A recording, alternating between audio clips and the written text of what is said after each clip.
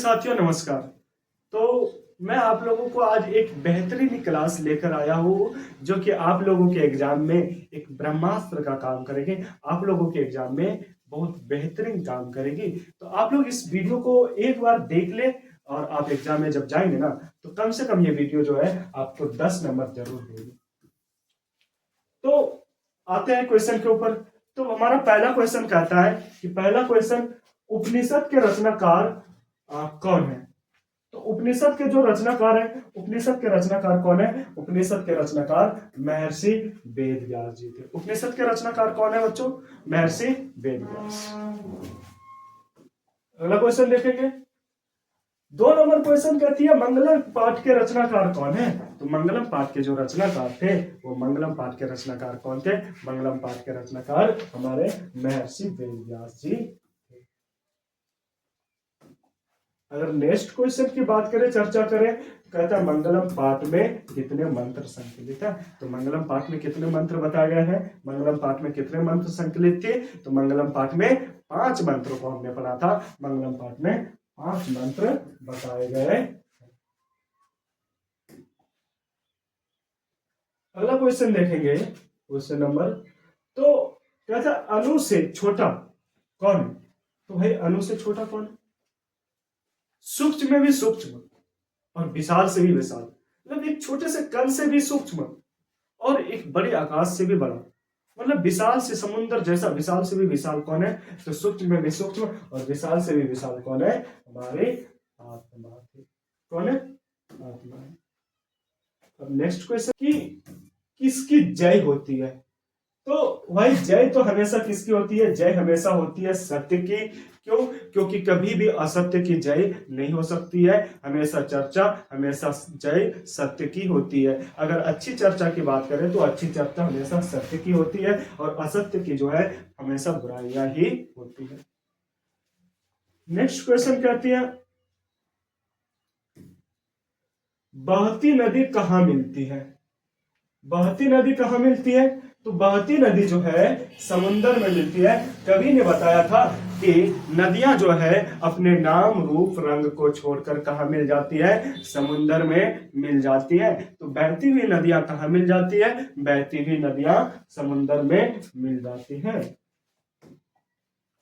Next question है जंतु के हृदय रूपी गुफा में क्या स्थित है?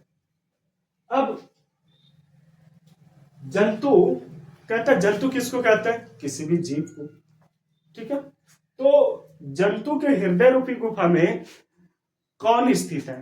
तो जंतु के जो हृदय रूपी गुफा जो है, जंतु के जो दिल है, हृदय रूपी, हृदय मतलब क्या होता है? हृदय का मतलब होता है दिल। हृदय का मतलब होता है अपना हाथ जो रहता है। तो जंतु के हृदय रूपी गुफा में कौन है? तथ्य स्थित है। कौन स्थित है? तथ्य स्थित है। ठीक है, अब नेक्स्ट क्वेश्चन पे चलते हैं। तो नेक्स्ट क्वेश्चन कहती है ब्रह्मा को प्राप्त करने के लिए, ब्रह्मा को प्राप्त करने के विषय में बताया गया है। तो ब्रह्मा को प्राप्त करने के विषय में क्या बताया गया भाई? तो ब्रह्मा को प्राप्त करने के विषय में बताया गया है। कौन से विषय में? तो मुंडकोपनिषद में बताया गया है। तो किस मतलब कौन से उपनिषद में बताया गया है? तो ब्रह्मा को प्राप्त करने के जो विषय में बताया गया है वो मुंडकोपनिषद में बताया गया है। कौन से उपनिषद में? मुंडकोपनिषद में बताया गया है। अगला क्वेश्चन की बात करें तो अगला क्वेश्चन है हमारा, कहता है देवलोक का मार्ग किससे प्राप्त होता है? तो देवलोक का मार्ग किससे प्राप्त होता है भाई? देखो, ये असत्य से तो हो नहीं सकती है, क्रोध से भी हो नहीं सकती है, और मोह माया से तो देवलोक जा ही नहीं सकते भाई। तो बचा क्या? देवलोक का जो मार्ग है, देवलोक का मार्ग हमेशा सत्य से प्राप्त होती है। नेक्स्ट क्वेश्चन की बात करें, कहता है सत्यम से क्या प्राप्त होता है? तो सत्य से क्या प्राप्त होता है? देखो, सत्य से, देखो पृथ्वी लोक पे तो सत्य और असत्य दोनों है, तो इससे तो खाली सत्य प्राप्त, मतलब खाली सत्य से तो ये प्राप्त नहीं हो सकता। उसके बाद देखो, नरक तो हमेशा झूठ बोलने वाले जाते हैं, सत्य बोलने वाले तो जाते नहीं। और देवलोक जो है, देवलोक लोक में निवास सिर्फ उन्हीं का होता है जो हमेशा क्या बोलते हैं, सत्य बोलते हैं। तो सत्य से क्या प्राप्त होता है, सत्य से देवलोक प्राप्त होता है। नेक्स्ट क्वेश्चन चलते हैं। कहता है मृत्यु को बस में कौन कर लेता है। अब मृत्यु को बस में कौन कर लेता है। मूर्ख तो मृत्यु को बस में नहीं कर सकता, क्योंकि वो तो हमेशा मूर्खता वाली बात करते रहेगा। तो मृत्यु को बस में कैसे कर सकता है।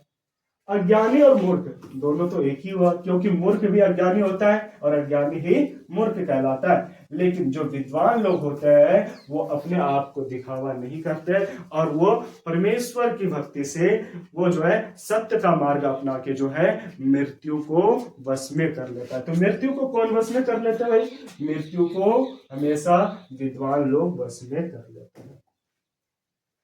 आगे बढ़ते हैं। कहता है किसकी जय नहीं होती है। एक बात बच्चों हमेशा ध्यान में रखना, ये नहीं वाले जो शब्द हैं, बहुत सारे बच्चे क्या करते हैं धड़पड़ में क्या करते हैं, क्वेश्चन को पढ़ते हैं और धड़पड़ में पढ़ने में ये नहीं छोड़ देते हैं और क्या लगाते हैं, क्वेश्चन को गलत करके आ जाते हैं। लेकिन बहुत सारे ऐसे क्वेश्चन होंगे जिसमें आपको क्या मिलेंगे, नहीं मिलेंगे। तो ये नहीं को ध्यान से देखना है और निगेटिव क्वेश्चन को निगेटिव आंसर मानना है। तो किसकी जय नहीं होती है, सत्य की तो जय होती है। उसके बाद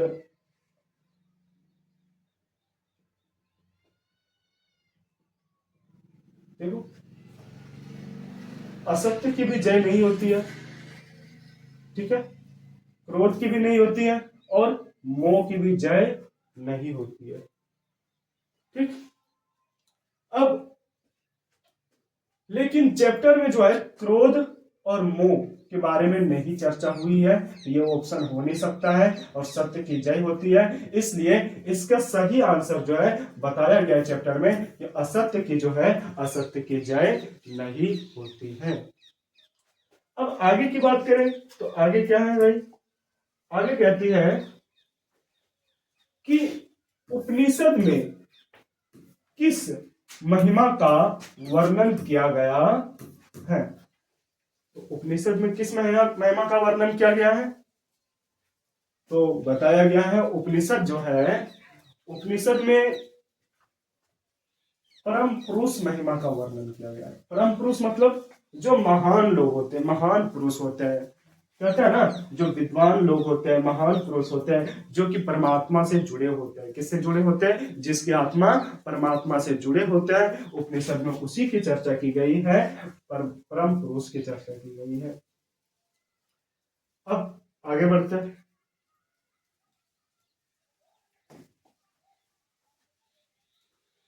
कहते हैं उपनिषदों की संख्या कितनी है। तो उपनिषदों की संख्या कितनी है भाई, उपनिषद की जो संख्या है वो 108 है। कितनी है, उपनिषद की संख्या 105 है।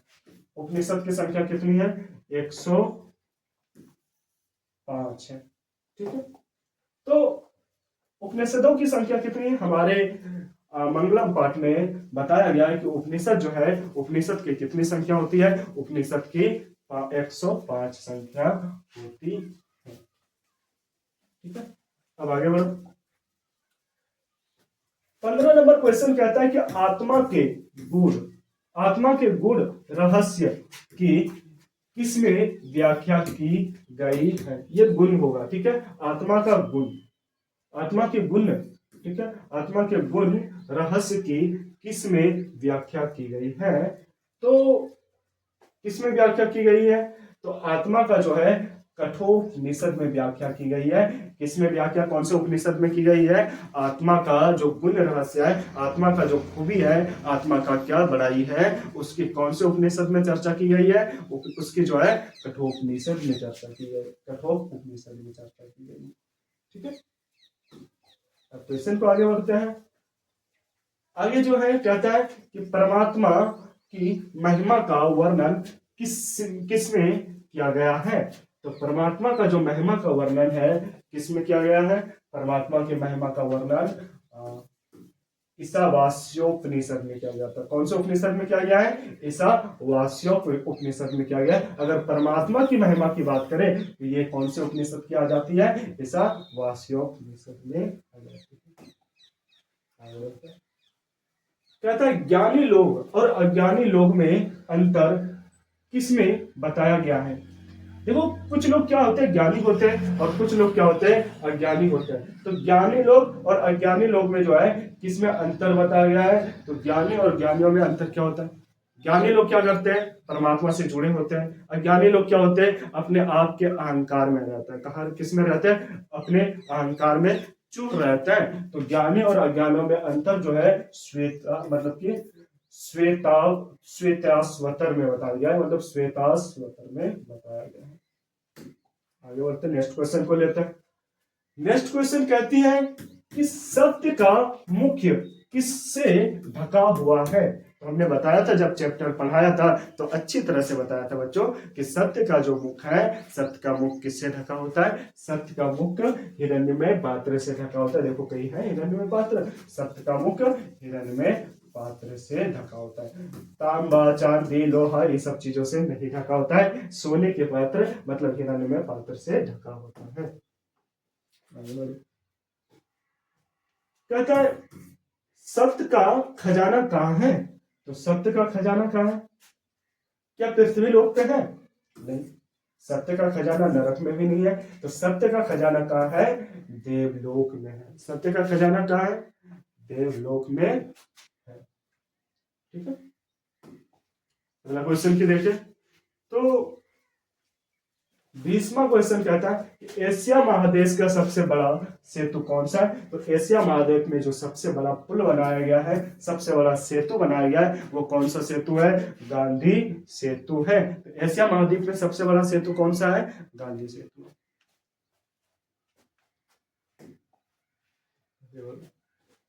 21वां नंबर क्वेश्चन कहता है कि यूनान का राजदूत कौन थे? तो यूनान का राजदूत जो थे, यूनान का राजदूत कौन थे? आप लोगों को मैंने अच्छे से बताया था। यूनानी राजदूत जब भारत आए थे तो उसके बारे में मैंने चर्चा किया था। तो यूनान के जो राजदूत थे वो कौन थे? मेगास्थनीज थे। कौन थे? मेगास्थनीज। 22वां नंबर क्वेश्चन कहता है कि पाटलिपुत्र किस राज्य की राजधानी है? तो पाटलिपुत्र किसके कौन से शहर का नाम है? पाटलिपुत्र जो बच्चों, पाटलिपुत्र पटना शहर का नाम है जो हमारे प्यारे बिहार की राजधानी है। तो पाटलिपुत्र मतलब पटना, पटना किसकी राजधानी है? बिहार की राजधानी है। एक मिनट बच्चों।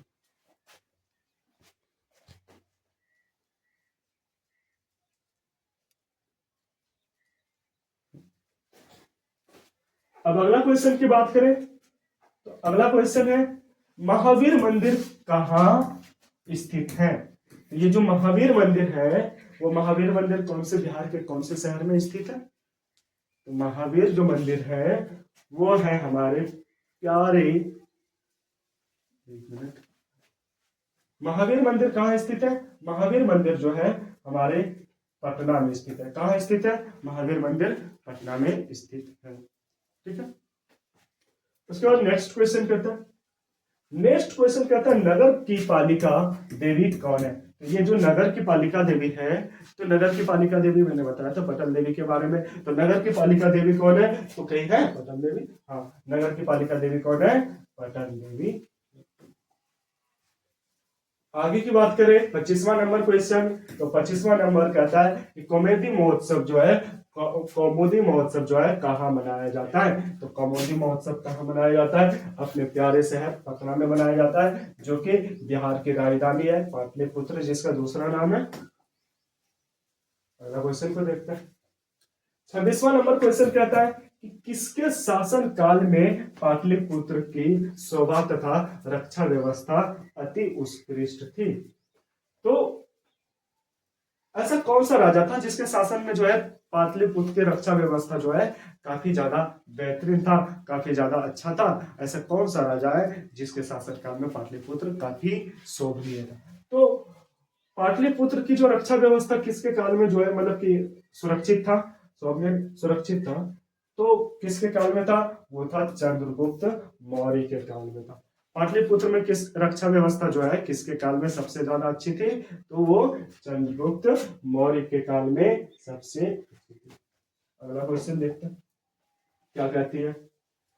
अगला क्वेश्चन कहती है कि पाटलिपुत्र का नामांतरण क्या है? मतलब पाटलिपुत्र का नामांतरण क्या है? तो देखो, पाटलिपुत्र पटना का जो है मैंने अनेक नाम बताया था, ठीक है।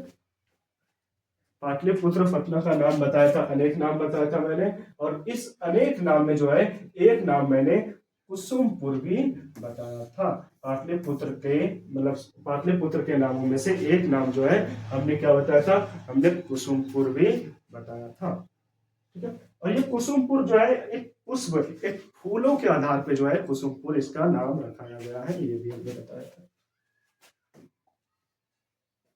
अगला क्वेश्चन क्या है? 28वां नंबर क्वेश्चन कहती है कि कुटट निम्ता के रचनाकार कौन है? तो ये कुटट निम्ता के जो रचनाकार हैं, 28वां नंबर क्वेश्चन जो है ये है हमारे दामोदर गुप्त, ठीक है, जिसका पाटलिपुत्र में काफी ज्यादा योगदान रहा था, पटना के वैभव में। आगे बढ़ते हैं। 29 नंबर क्वेश्चन कहते हैं चंद्रगुप्त किस वंश का संस्थापक था? चंद्रगुप्त जो हमारे काफी ज्यादा नाम जाने माने राजा थे, तो चंद्रगुप्त जो है किस वंश का जो है संस्थापक था? तो चंद्रगुप्त जो है, देखो मुगल वंश तो हो नहीं सकता है, ठीक है, परमार वंश तो हो नहीं सकता है, ठीक। उसके बाद जो है चंद्रगुप्त किस वंश का शासन था? तो चंद्रगुप्त जो है हमारे मौर्य वंश का शासक था, मौर्य वंश का संस्थापक था, ठीक है। तो चंद्रगुप्त कौन से वंश का संस्थापक था? चंद्रगुप्त मौर्य वंश का संस्थापक। तथा सिखों के 10वें गुरु कौन थे? कौन थे सिखों के 10वें गुरु? तो सिखों के 10वें गुरु जो थे वो अर्जुन देव थे नहीं, परमार वंश थे नहीं, गुरु नानक थे नहीं, तो सिखों के 10वें गुरु कौन थे? गुरु गोविंद सिंह। अब सिखों के 10वें गुरु के बारे में जाने। अब नेक्स्ट क्वेश्चन 31वां नंबर क्वेश्चन कहता है कि पाटलिपुत्र का बुद्धर काल में नाम क्या था? तो पाटलिपुत्र का जो बुद्धर काल में नाम था वो क्या नाम था? तो पाटलिपुत्र का बुद्धर काल में नाम था पाटलीग्राम। क्या नाम था भाई? पाटलीग्राम का। अब 32वां नंबर क्वेश्चन कहता है कि पटना के किस दिशा में गंगा नदी प्रवाहित होती है? तो देखो हमारे जो पटना शहर है, बिहार की जो राजधानी है, वहां पर गंगा नदी जब प्रवाहित होती है, वो गंगा नदी कौन से दिशा में चलती है? तो गंगा नदी जो है पटना में हमने बताया था प्यारे बच्चों कि उत्तर दिशा में प्रवाहित होती है। तो पटना में कौन से दिशा में प्रवाहित होती है गंगा नदी? उत्तर दिशा में प्रवाहित होती है।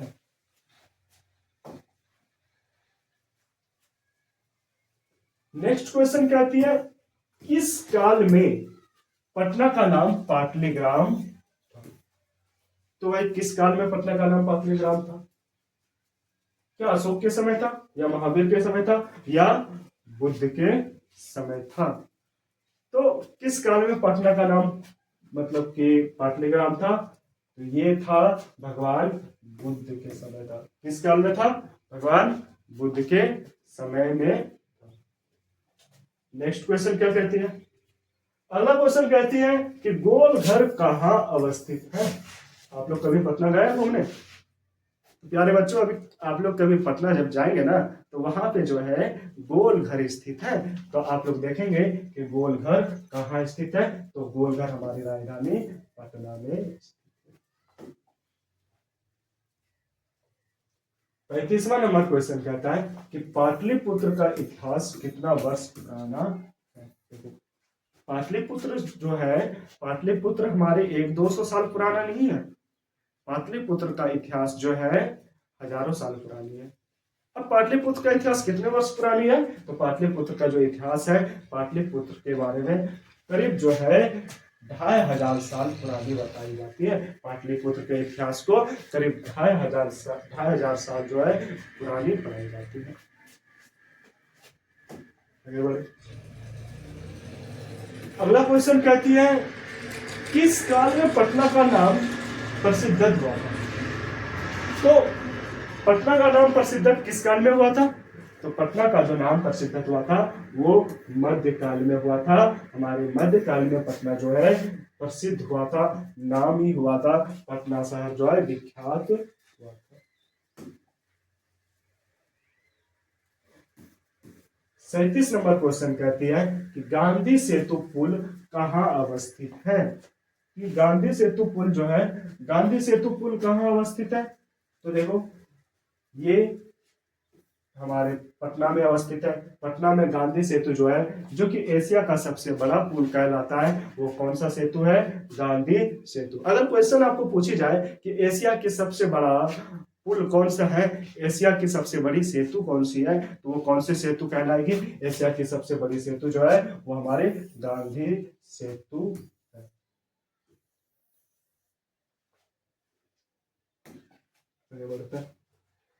पटना शब्द की किस शब्द से उत्पत्ति हुई है? पटना शब्द कौन से शब्द से उत्पत्ति हुआ है? ये जो पटना शब्द है, पटना शब्द पंतात शब्द से उत्पत्ति हुआ है। कौन से शब्द से उत्पत्ति हुआ है? पंतात शब्द से उत्पत्ति हुआ है। 39वां नंबर क्वेश्चन कहते हैं पाटलिपुत्र में किस महापुरुष की जन्म स्थलीय है?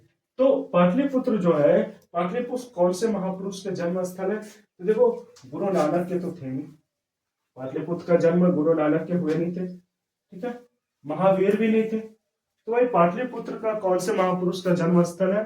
तो पाटलिपुत्र जो है वो हमारे गुरु गोविंद सिंह का जन्म स्थल कहलाता है। किसका जन्म स्थल कहलाता है? पाटलिपुत्र गुरु गोविंद सिंह का जन्म स्थल कहलाता है।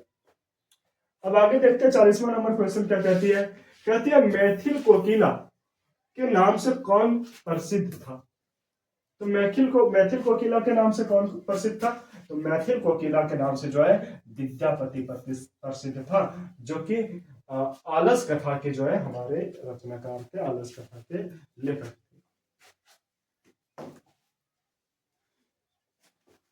अगला क्वेश्चन कहती है आलस कथा पात्र कहां से संकलित है? मतलब आलस कथा पात्र को जो है कहां से लिया गया है, आलस कथा पात्र जो है कहां से उठाया गया है? तो आलस कथा पात्र जो है कहां से संकलित है? आलस कथा पात्र प्रूस परीक्षा से संकलित है। कहां से संकलित है? प्रूस परीक्षा से संकलित है। नेक्स्ट क्वेश्चन कहती है कि मिथिला का मंत्री कौन था? तो मिथिला का जो मंत्री था वो कौन था? वीरेश्वर था। कई ऑप्शन में देखो बुद्ध भी ये तो था नहीं, धर्मवीर था नहीं, मिथिला का मंत्री कौन था? वीरेश्वर। आगे देखते हैं, कहते मनुष्य को कौन नष्ट कर देता है? तो भाई मनुष्य को कौन नष्ट कर देता है? जो मनुष्य काम करता है हमेशा वो आगे बढ़ता है, वो कभी नष्ट नहीं हो सकता है। लेकिन जो मनुष्य काम नहीं करता है, अपने कर्म को छोड़ के हमेशा आलस में पड़े रहता है, तो आलस जो है क्या कर देता है? आलस मनुष्य को नष्ट कर देता है। तो मनुष्य को कौन नष्ट कर देता है? मनुष्य को आलस नष्ट कर देता है। आगे बढ़ते हैं, कहते भीषण भूख लगने पर भी कौन कुछ नहीं कर सकता? अब देखो भूख लगे या प्यास लगे या कुछ भी हो, जो लोग आलसी है वो काम करना चाहेंगे नहीं ना? तो कितनों भी भूख लग जाए वो लोग क्या करना चाहेंगे? आलसी लोग काम नहीं करना चाहेंगे। तो भीषण भूख लगने पर भी कौन कुछ नहीं करता है? आलसी लोग काम नहीं करते। वीरेश्वर नाम का मंत्री कहाँ रहता है? तो वीरेश्वर नाम का जो मंत्री है, वीरेश्वर नाम का मंत्री कहाँ रहता है? भाई मिथिला में रहती है। नेक्स्ट क्वेश्चन, कहते आलसियों को कौन अन्य और वस्त्र देते थे? तो आलसियों को जो वस्त्र देते थे मिथिला के जो मंत्री थे, मिथिला के मंत्री कौन थे? हमारे वीरेश्वर जी थे। तो आलसियों को कौन वस्त्र देते थे? आलसियों को वीरेश्वर देते थे वस्त्र, ठीक है, और अन्य दोनों। अन्य मतलब क्या होते हैं, भोजन। कहता आलसी पुरुष कितने थे। ये क्वेश्चन अक्सर पूछे जाते हैं कि आलसी जो थे, ये आलसी पुरुष जो थे वो कितने थे। तो आलसी पुरुष हमारी 4 थी। कितने थे, 4 था। आलसी पुरुष कितना था, 4 था। 47 क्वेश्चन हो चुके हैं हमारे। अब आगे बढ़ते हैं। कहता आलस कथा पाठ में किस दोष का वर्णन किया गया है। तो आलस कथा पात्र में कौन से दोष का वर्णन किया गया है। आलस कथा पात्र में जो है आलस के दोषों का वर्णन किया है, आलस्यों का वर्णन किया गया है।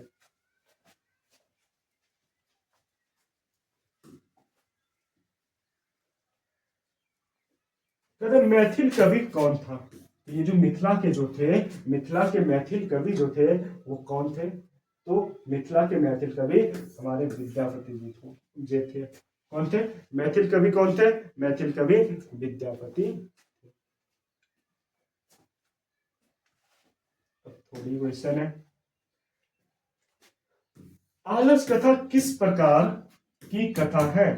तो आलस कथा कौन से किस प्रकार की कथा है। तो देखो आलस कथा सभी प्रकार की कथा तो एक कथा हो नहीं सकती है। ठीक, तो आलस कथा कौन से प्रकार की कथा है। तो आलस कथा जो है वो व्यंग्यात्मक कथा है, मतलब कि हसात्मक कथा नहीं है, करुणात्मक करुणिक कथा नहीं है। भले हम आलस कथा को पढ़ के थोड़ी हंस देते हैं और थोड़ी दया भी आ जाती है, करुणा भी आ जाती है, लेकिन आलस कथा जो है वो कौन सी कथा है, व्यंग्यात्मक कथा है। कौन सी कथा है, आलस कथा व्यंग्यात्मक कथा।